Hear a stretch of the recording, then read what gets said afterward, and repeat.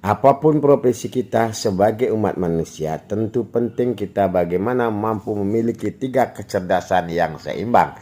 Salah satunya adalah kecerdasan emosional, yang kedua kecerdasan intelektual, dan yang ketiga adalah kecerdasan spiritual. Nah, para sahabat, dari ketiga kecerdasan ini, kalau kita mampu kembangkan dan kita kolaborasikan dengan baik, tentu ujung-ujungnya adalah tujuannya sama. Bagaimana kita bisa meraih sebuah kesuksesan dan kebahagiaan. Karena ketika kita mampu mengelola dan memiliki dan pengendalian yang baik atas 3 kecerdasan tadi, yaitu kecerdasan emosional, tentu kita harus jaga karena orang-orang yang emosionalnya berlebihan itu cenderung mereka menjadi pemarah, dan orang-orang yang mampu mengontrol kecerdasan emosionalnya mereka tentu menjadi orang yang lebih sabar. Nah, dalam proses pertanian pun kita butuh sebuah kesabaran untuk bagaimana melewati sebuah proses-proses yang harus kita lakukan sebagai seorang petani.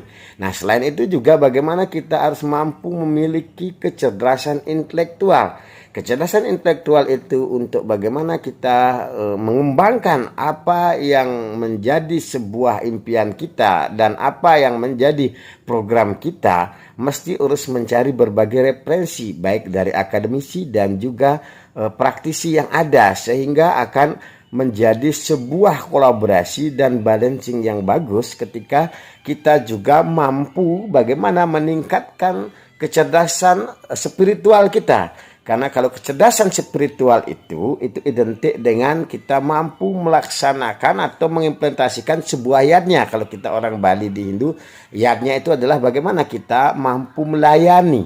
Karena tujuan kita juga kalau sebagai seorang petani adalah mampu melayani kebutuhan banyak.